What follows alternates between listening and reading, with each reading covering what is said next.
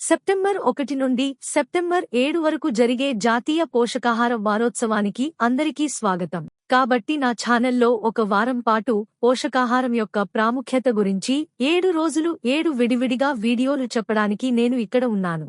దయచేసి నాతో కనెక్ట్ అయి ఉండటానికి ఆయుష్ శాస్త్ర దీపిక ఛానల్ని సబ్స్క్రైబ్ చేయండి. ఆహారం అంటే కేవలం కడుపుని నింపుకోవడం కాదు. ఆయుర్వేదం చెబుతుంది ఆహారమే మహాభేషజ్యం. అంటే ఆహారమే మహత్తరమైన ఔషధం. సరైన ఆహారం తింటే శరీరం తానే స్వయంగా తనను తాను నయం చేసుకుంటుంది.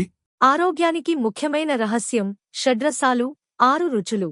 ప్రతి భోజనంలో ఈ రుచులు సరిగా ఉంటే దోషాలు, వాత, పిత్త, కఫ సమతుల్యం అవుతాయి.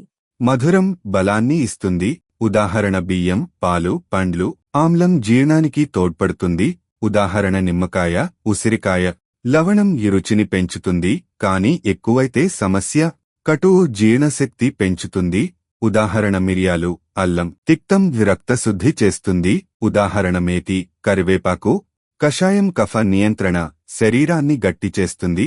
ఉదాహరణ దానిమ్మ, అరటి పండు తొక్క. అందుకే మనం తినే తిండి కేవలం రుచి కోసం కాదు. రోజువారీ భోజనంలో అన్నం, కూరగాయలు, పప్పులు, దానిమ్మ, నిమ్మరసం, కరివేపాకు లాంటి పదార్థాలు చేర్చండి.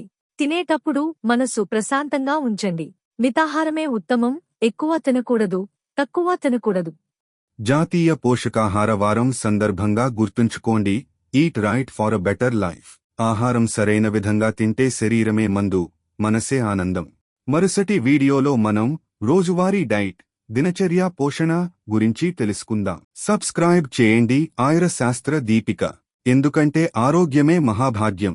మరిన్ని ఉత్తేజకరమైన కంటెంట్ మరియు సమాచారం కోసం మా ఆయుష్ శాస్త్ర దీపిక ఛానల్కు సభ్యత్వాన్ని పొందండి.